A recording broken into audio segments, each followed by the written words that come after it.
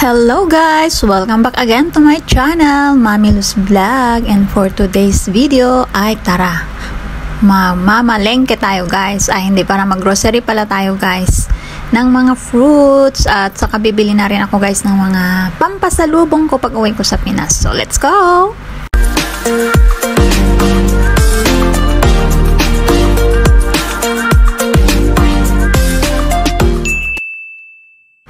So, ito na nga guys, nauna kaming pumunta dito sa mga fruits muna. Ang lalaki ng mga watermelon guys. Grabe, may mga bilog na sinlaki pa ng ulo ko, mas malaki pa. At saka meron din guys, mga maliliit na mahahaba siya guys.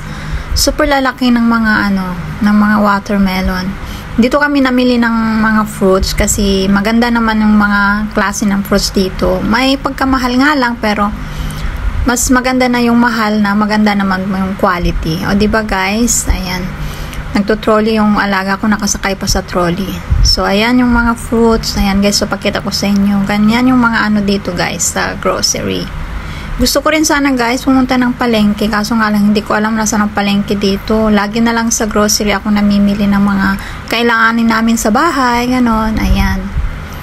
Kasi mahilig yung mga alaga ko sa mga fruits. Pero pili lang talaga guys yung mga gusto nilang fruits. Ayan o din yung mga watermelon pahaba. Saging ang paborito kong prutas guys. So dito naman tayo. Mamimili tayo ng mga ilang mga pampasalubong. So tara na guys. Stand by there.